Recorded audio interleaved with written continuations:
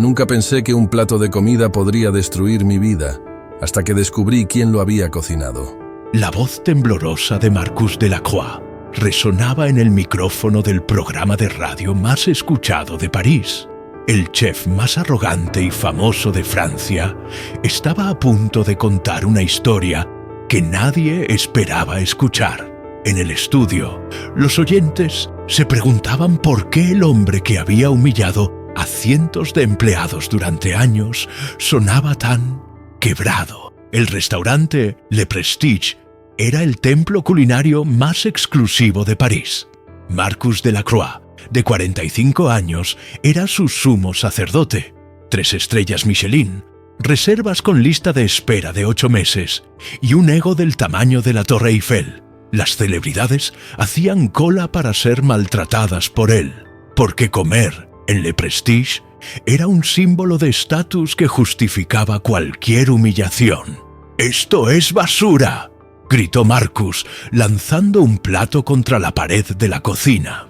Los fragmentos de porcelana francesa se esparcieron por el suelo como lágrimas cristalizadas.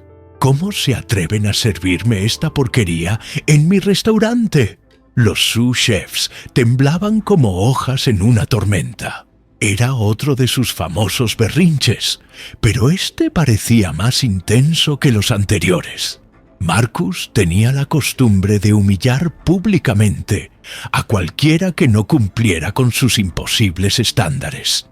Los empleados habían aprendido a bajar la mirada cuando él se acercaba, como si fuera un emperador romano a punto de decidir entre vida o muerte.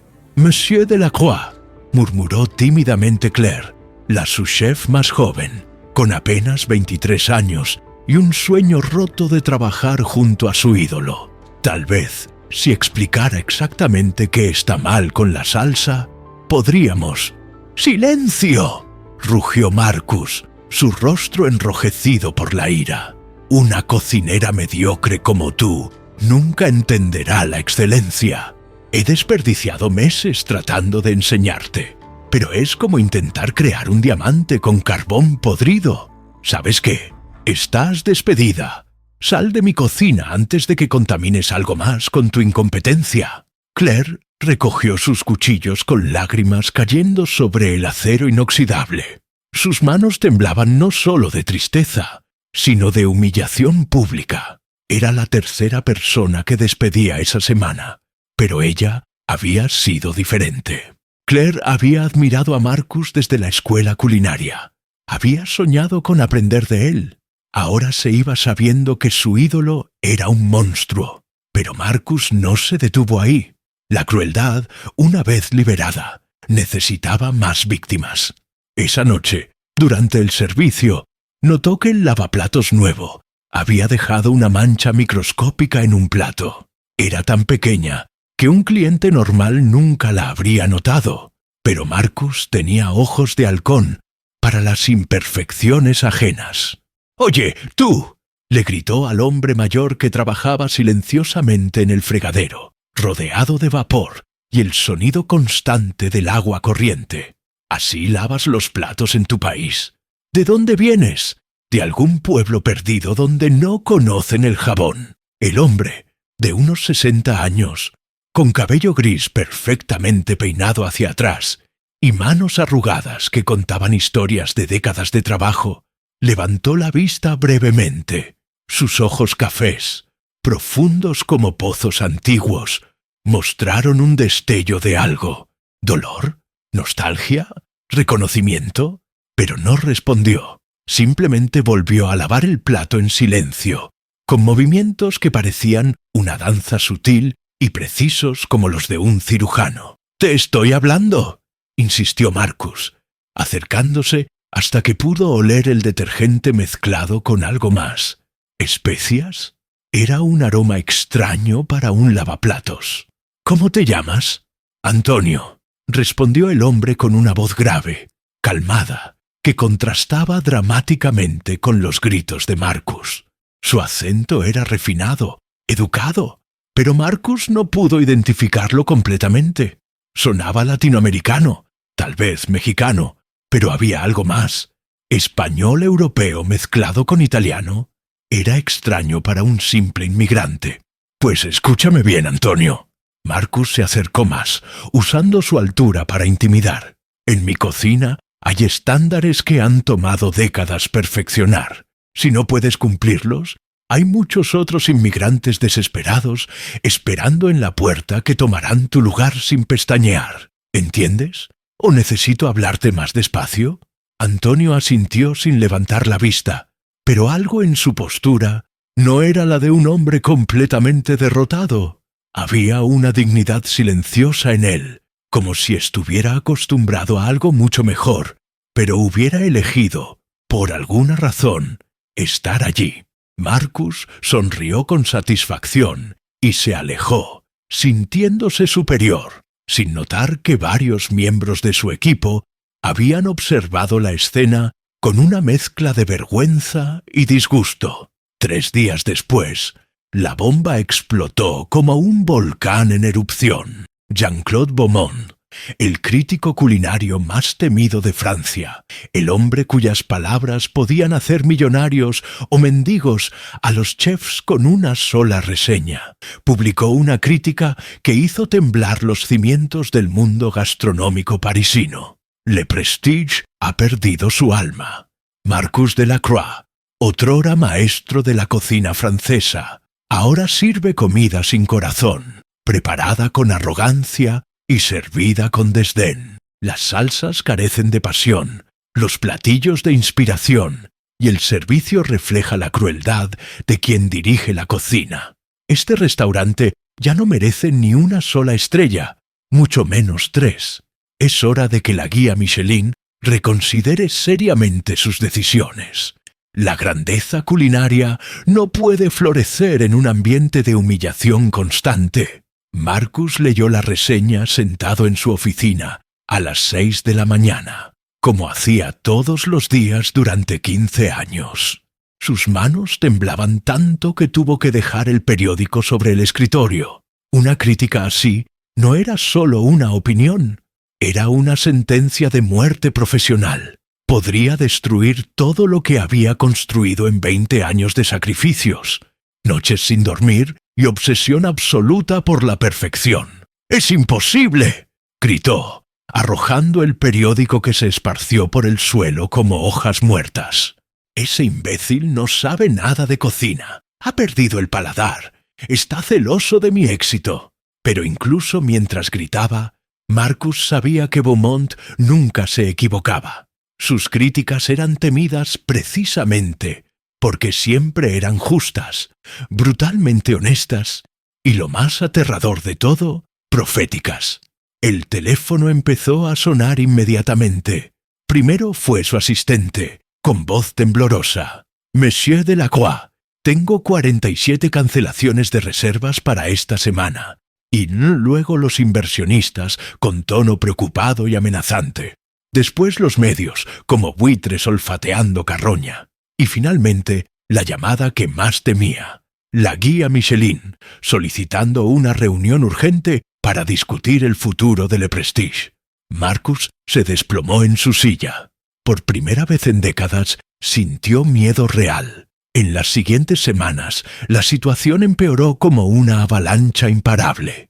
Las reservas cayeron en picada, de 200 por noche a menos de 50. Los clientes que sí llegaban lo hacían con actitud diferente, buscando defectos, esperando confirmar lo que habían leído en la prensa.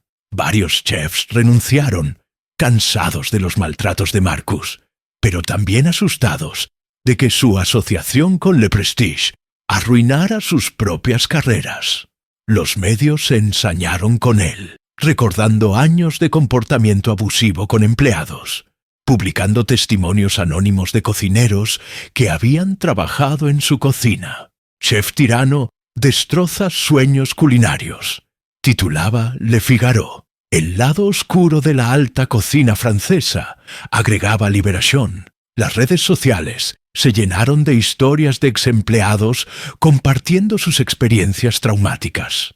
Marcus, desesperado y con las espaldas contra la pared, decidió tomar medidas drásticas.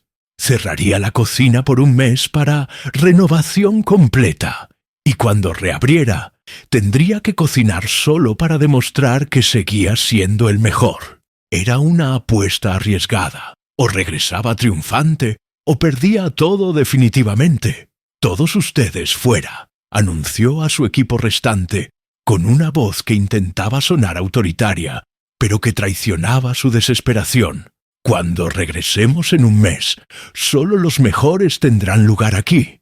Los mediocres pueden buscar trabajo en bistrós de barrio. Los empleados se fueron uno a uno, algunos aliviados, otros preocupados por su futuro. Marcus observó cómo se vaciaba su reino, sintiendo un vacío en el pecho que nunca había experimentado antes. Todos se fueron, excepto Antonio. «¿Por qué sigues aquí?», le preguntó Marcus con irritación, pero también con una extraña curiosidad. «Te dije que cerrábamos. No hay trabajo. Alguien debe limpiar durante la renovación», respondió Antonio simplemente, continuando con sus tareas como si nada hubiera cambiado. Las cocinas abandonadas se vuelven inhabitables rápidamente. «Yo me quedo. No necesito pago completo». Marcus lo miró con desprecio, mezclado con una extraña gratitud que no quiso reconocer. La verdad era que no tenía dinero para contratar una empresa de limpieza profesional, y la idea de estar completamente solo en el restaurante vacío lo aterrorizaba. «Está bien, pero no te metas en mi cocina mientras trabajo en el nuevo menú. Y no esperes conversación». Durante las siguientes semanas, Marcus trabajó obsesivamente 16 horas al día, tratando de crear el menú perfecto para su reapertura. Experimentaba con combinaciones imposibles, buscaba ingredientes exóticos, intentaba revolucionar cada técnica que conocía, pero cada platillo que creaba le sabía vacío, sin alma, exactamente como había descrito Beaumont. Pero algo extraño comenzó a suceder, algo que desafía toda lógica. Cada mañana, cuando llegaba al restaurante a las 5 a.m., con ojos rojos de insomnio, encontraba evidencias sutiles de que alguien había estado cocinando durante la noche. No eran señales obvias, olores casi imperceptibles en el aire, como ecos de especias que no había usado. Una sartén que recordaba haber dejado sucia, pero que aparecía limpia y perfectamente ordenada. Cuchillos que habían sido afilados con una precisión que él mismo no había logrado. Especias que parecían haber sido movidas milímetros de su lugar original, reorganizadas con un orden diferente pero más lógico. Lo más extraño era el aroma. Cada mañana, por unos segundos, la cocina olía a algo maravilloso. Una mezcla de especias tostadas, chiles, chocolate, canela, aromas que no correspondían a nada de lo que él había cocinado. «Antonio», le preguntó una mañana, tratando de sonar casual mientras examinaba sus sartenes, «¿has visto a alguien entrar por las noches? ¿Algún empleado con llaves que haya olvidado devolver?» «No, señor Marcus. Solo yo limpio. Trabajo hasta muy tarde. A veces me quedo hasta las 3 o 4 de la madrugada para que todo esté perfecto cuando usted llegue». «Monsieur». Marcus estudió el rostro de Antonio, buscando señales de mentira, pero solo encontró esos ojos profundos y serenos que parecían guardar secretos antiguos. Preocupado y ligeramente paranoico, Marcus instaló cámaras de seguridad de última generación en toda la cocina. Pero misteriosamente, cada mañana las grabaciones de la cocina aparecían borradas o corrompidas.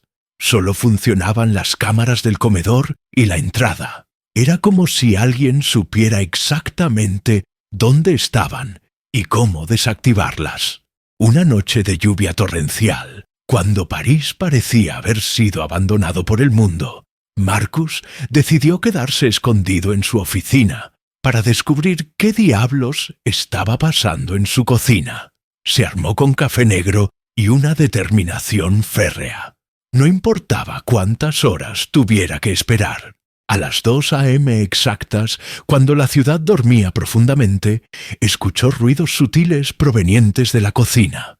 El sonido metálico de cuchillos golpeando tablas de cortar, el siseo suave de aceite caliente, el tintineo delicado de especias siendo tostadas. Se acercó sigilosamente por el pasillo oscuro, el corazón latiéndole como un tambor de guerra. Lo que vio cuando se asomó por la puerta de la cocina lo dejó completamente paralizado, como si hubiera visto un fantasma cocinando. Antonio estaba allí, pero este no era el Antonio humilde y silencioso del día. Este Antonio se movía por la cocina con una gracia que Marcus había tardado décadas en desarrollar. Sus manos, esas manos que él había despreciado por estar arrugadas y manchadas de detergente, ahora bailaban entre los ingredientes con una precisión que sólo había visto en los grandes maestros de París, Londres y Tokio. Estaba preparando algo que Marcus reconoció inmediatamente, pero nunca había logrado dominar completamente. Un mole poblano auténtico, uno de los platillos más complejos de la gastronomía mundial. Antonio tostaba más de 20 tipos diferentes de chiles con una técnica perfecta, controlando la temperatura con movimientos sutiles de la muñeca. El aroma que llenaba la cocina era tan complejo, tan profundo, que Marcus sintió que sus sentidos estaban siendo despertados por primera vez en años. Pero no era solo el mole. Antonio tenía 5 estaciones de trabajo funcionando simultáneamente. Estaba preparando masa para tortillas hechas a mano, marinando pescado con especias que Marcus no reconocía, creando una salsa verde que olía a jardín recién regado, y vigilando un caldo que borboteaba suavemente y despedía un aroma que parecía contener la historia entera de México. Lo más impactante de todo era la expresión en el rostro de Antonio. Ya no era la mirada sumisa y cansada del lavaplatos. Sus ojos brillaban con la pasión concentrada de un artista en plena creación. Sus movimientos eran los de alguien que había nacido para esto, que respiraba cocina, que pensaba en sabores como otros piensan en palabras. Marcus observó en silencio durante 2 horas completas, hipnotizado. Antonio preparó 7 platos diferentes, cada uno una obra maestra de complejidad y equilibrio. Al final, probó cada platillo con la concentración religiosa de un maestro, evaluando no solo el sabor, sino la armonía, la historia, el alma de cada bocado. Cuando Antonio terminó de limpiar meticulosamente cada utensilio y se fue silenciosamente por la puerta trasera, Marcus permaneció inmóvil durante varios minutos, procesando lo que había presenciado. Finalmente, se acercó a los platos que Antonio había dejado perfectamente dispuestos sobre la mesa central. Con manos temblorosas, tomó una cuchara y probó el mole. El sabor que explotó en su boca era indescriptible. No era solo comida, era música, era poesía. Era la historia de una cultura entera contada en capas de especias y chiles. Sus ojos se llenaron de lágrimas involuntarias mientras reconocía que estaba probando la mejor comida de su vida, creada por el hombre que había despreciado y humillado durante meses. Por primera vez en su carrera, Marcus entendió la diferencia entre cocinar con técnica y cocinar con alma.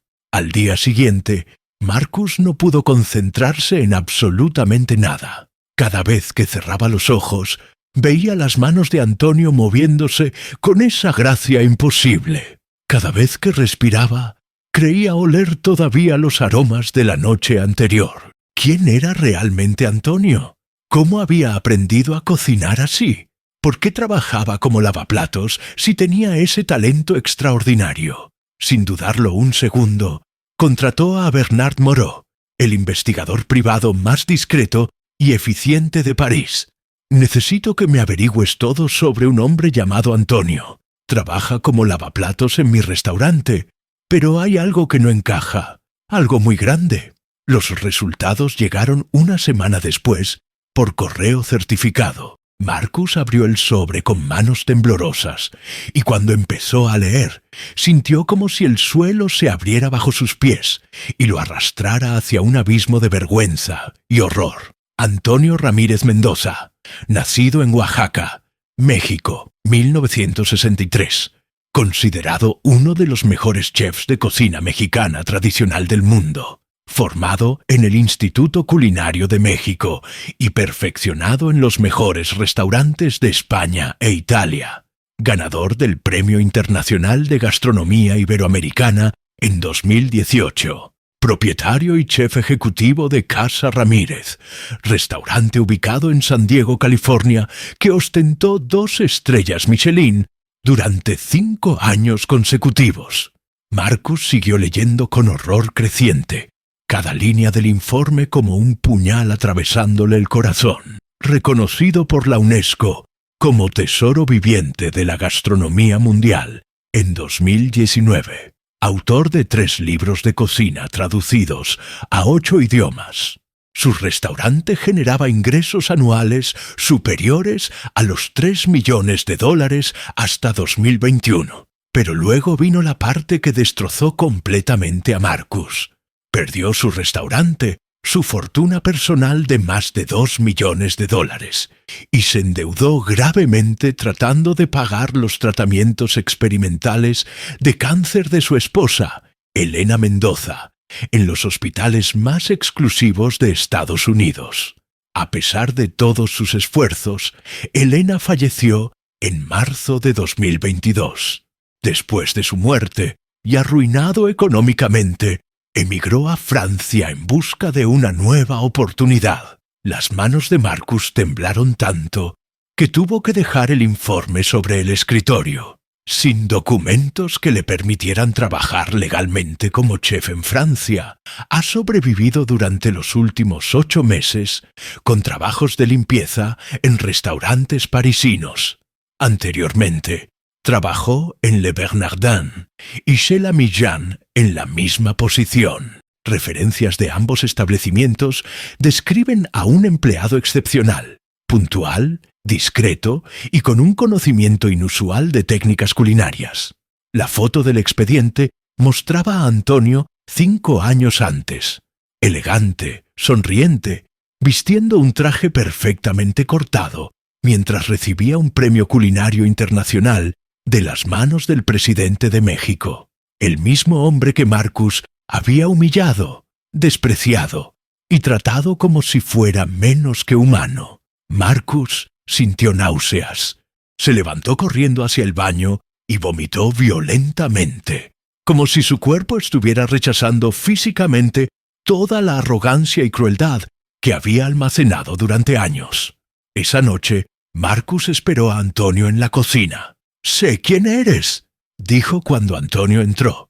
Antonio se detuvo, pero no parecía sorprendido. «Sí, eres Antonio Ramírez, el chef, el verdadero chef». Un largo silencio llenó la cocina. «Ya no», respondió Antonio finalmente. «Ahora soy solo un lavaplatos». «Pero, ¿por qué? ¿Por qué no me dijiste?» Antonio sonrió tristemente. «Me habrías creído. ¿O me habrías echado por mentiroso?» Marcus sabía la respuesta. La vergüenza lo invadió. ¿Por qué cocinabas en secreto? Porque cocinar es respirar para mí. Si dejo de cocinar, muero por dentro. ¿Y por qué? Antonio hizo una pausa. Porque tu restaurante está muriendo. Y pensé que tal vez podría ayudar. ¿Ayudarme? Después de cómo te traté. Mi esposa siempre decía que la comida es amor, y el amor no conoce fronteras, idiomas o rencores, solo conoce la verdad del corazón. Marcus se derrumbó en una silla. El inspector de Michelin viene mañana. Si pierdo las estrellas, pierdo todo. Mi restaurante, mi reputación, mi vida. Yo sé, dijo Antonio suavemente. ¿Me ayudarías? Sé que no lo merezco, pero... Antonio lo miró largamente. ¿Qué propones? Cocinemos juntos. Tu conocimiento, mi técnica. Sálvame, por favor. ¿Y después? Marcus tragó saliva. Después cambió todo. Te doy el lugar que mereces. Sociedad completa. Antonio negó con la cabeza. No quiero sociedad. Quiero algo más importante. ¿Qué? Respeto. Para mí, para todos los que trabajamos aquí.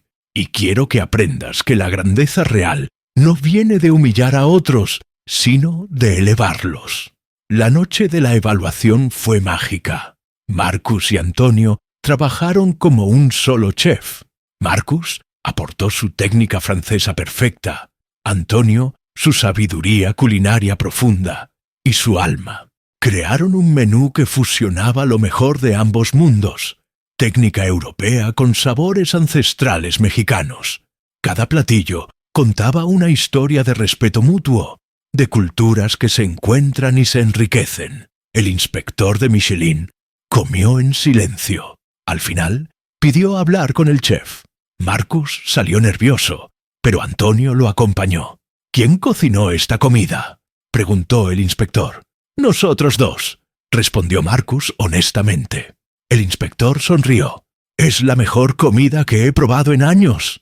No solo la técnica, sino el alma. Esto es lo que debe ser la alta cocina. Excelencia con humanidad. 6 meses después, Marcus estaba sentado en el estudio de Radio Francia Internacional, el programa más escuchado del país, con más de 2 millones de oyentes diarios. La conductora, Marie-Claire Dubois, una periodista conocida por sus entrevistas sin censura, lo había invitado para hablar sobre la transformación más sorprendente en la historia de la gastronomía francesa. Y aquí estamos, de vuelta al presente, dijo Marcus, su voz ahora calmada después de contar toda la historia. ¿Quieren saber qué pasó después de esa noche milagrosa?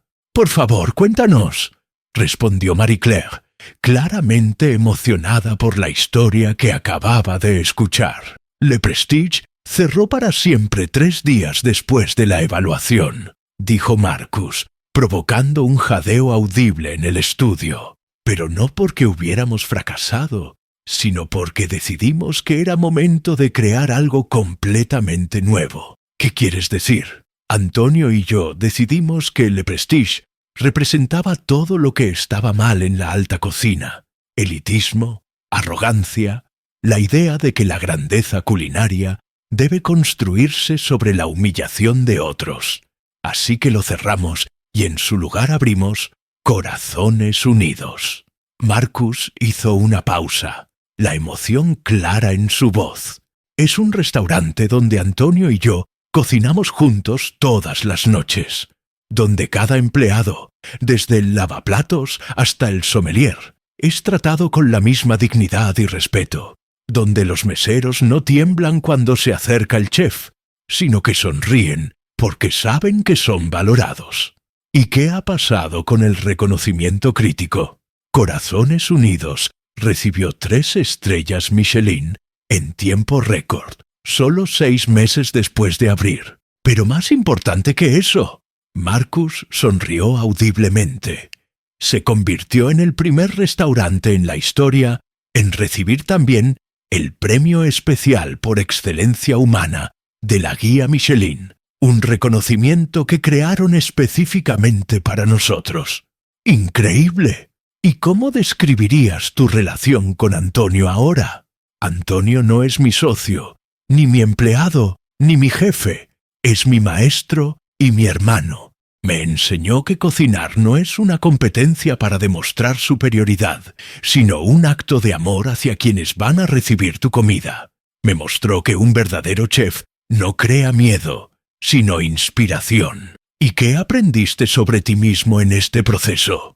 Marcus respiró profundamente.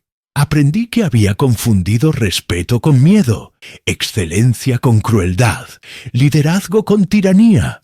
Descubrí que durante años había estado cocinando con técnica perfecta pero sin alma, como un robot muy sofisticado. Antonio me devolvió mi humanidad. Una pregunta personal, Marcus.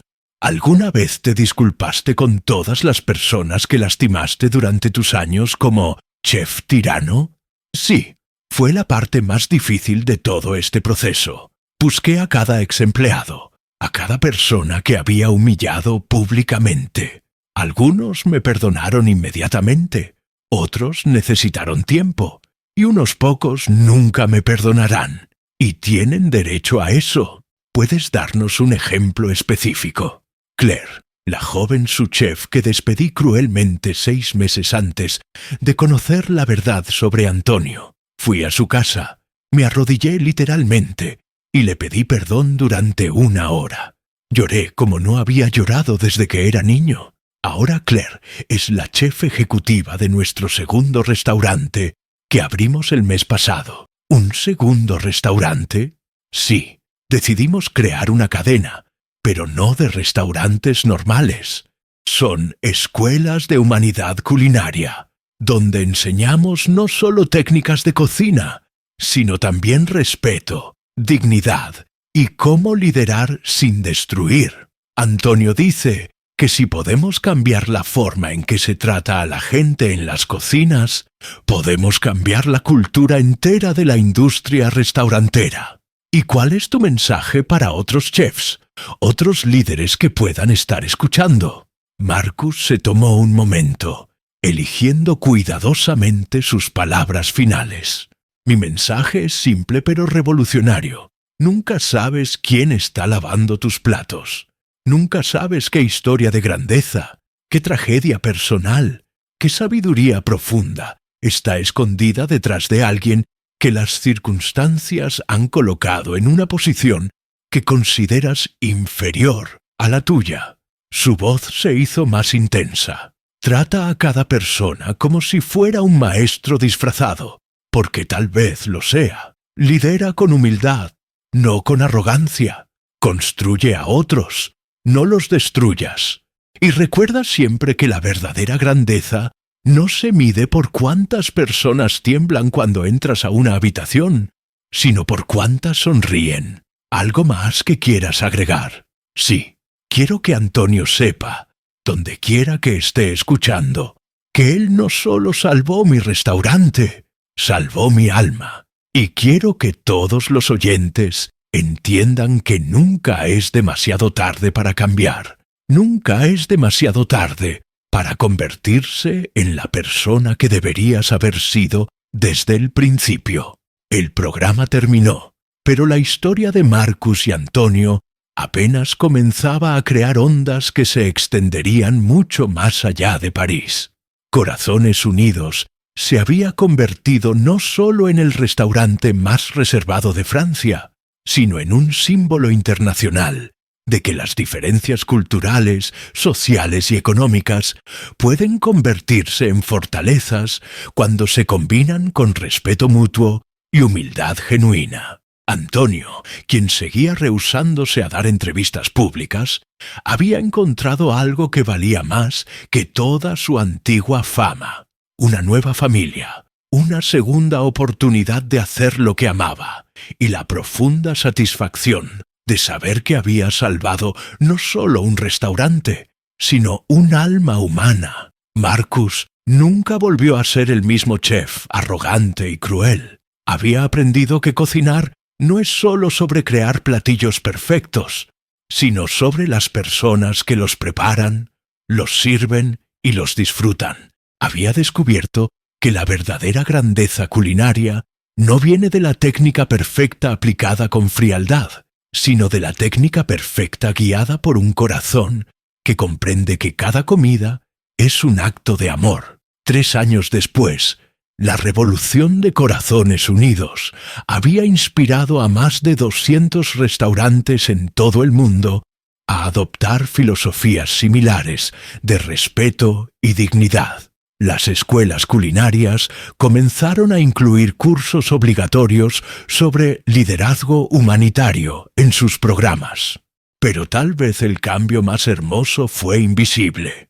En cocinas de Londres, Nueva York, Tokio y Ciudad de México, chefs que habían escuchado la historia comenzaron a tratar a sus empleados como seres humanos dignos de respeto, creando ondas de cambio que transformaron vidas de maneras que nunca sabrán. Y en una pequeña cocina en París, cada noche, Dos hombres de mundos diferentes cocinaban juntos, creando no solo comida extraordinaria, sino demostrando que la humildad y el respeto pueden transformar cualquier corazón, sin importar cuán endurecido esté.